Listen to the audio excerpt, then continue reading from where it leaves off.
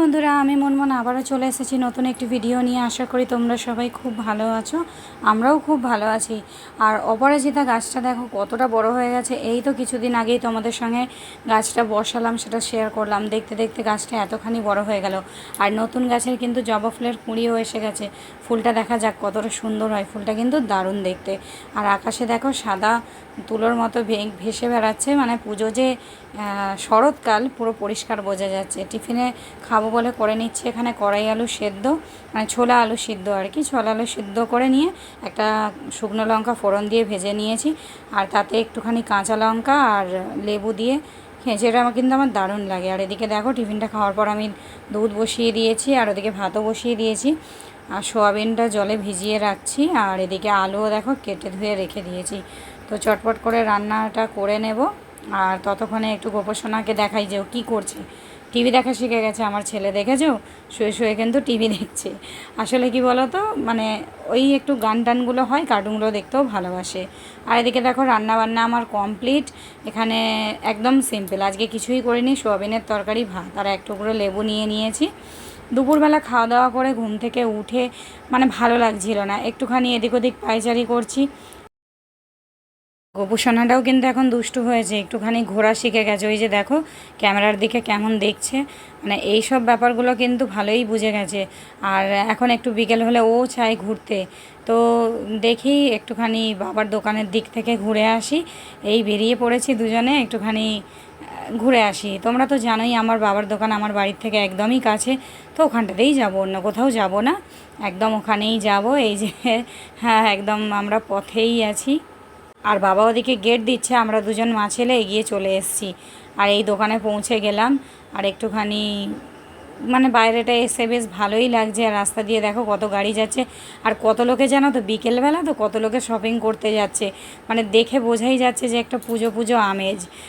মানে কি হয় বলো তো, মানে আমরা যেটা প্রত্যেক বছর এটাই করি, দুর্গাপুজোর সময় প্রত্যেক দিন ঠাকুর দেখতে যেতে পারি বা না পারি, ভাইয়ের দোকানে গিয়ে মানে আমরা আড্ডা দিই। সেখানটাতে বসে থাকলে কি মনে হয়, পুজো পুজো বলেই মনে হয়, নিজেরা যাই বা না যাই। আর এখানটাতে দেখো বাড়ি ফিরেই আসছিলাম, মায়ের সঙ্গে দেখা হয়ে গেল। মা ওই ভাইয়ের দোকানে যাবে বলে বেরিয়েছে, আর এখানে শুনেছে যে গোপুসোনা আর কি দোকানে এসেছে, তাই দেখা করবে বলে চলে এসেছে। আর এই মা আর কি এই বলছে যে ওর জন্য নাকি জুতো দেখতে গিয়েছিল।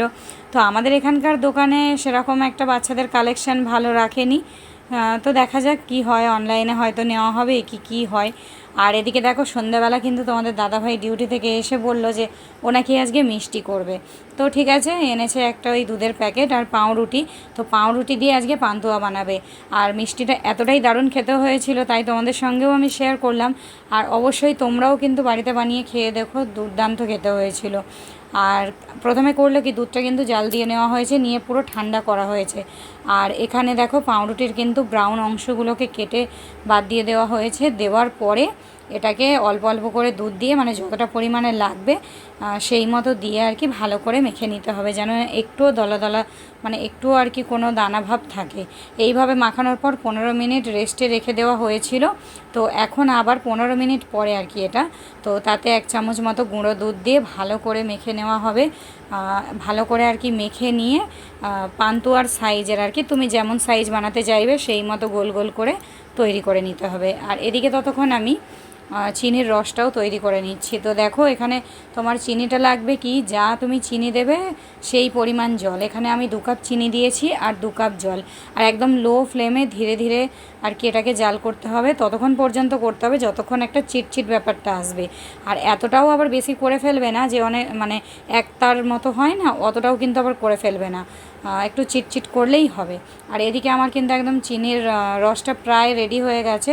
আর এদিকে কিন্তু পাশে আমি কড়াইতে তেল গরম করতেও দিয়ে দিয়েছি, আর একে একে এই বলগুলো ভেজে নেব। তো পান্তুয়া বুঝতেই পারছো যে পান্তুয়া একটু ডিপ লাল করে ভাজতে হবে, মানে একটু কড়া কড়া করে। আর সব ভিডিও ক্লিপ তোমাদের সঙ্গে এখানে শেয়ার না করতে পারলেও, মানে যেটুকু আমি শেয়ার করছি পুরো ভালোভাবেই, মানে মিষ্টিটা তোমরা চাইলে কিন্তু বানাতেই পারবে। আর একবার বলবো তোমরা এটা কিন্তু করে খেয়ে দেখো, দারুণ খেতে।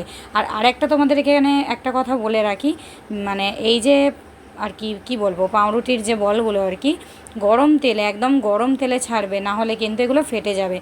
আর সেই মতো অবস্থাতেই কিন্তু রসে দিয়ে দেবে, একদম ভালোভাবে রস ভিতরে ঢুকে যাবে। তো আমরা তো খুব মজা করে খেয়েছি, তো তোমরাও বানিয়ে খেও, আর কেমন হয়েছে আমাদেরকেও জানিও। আজকের ভিডিওটা এইটুকুই, টাটা।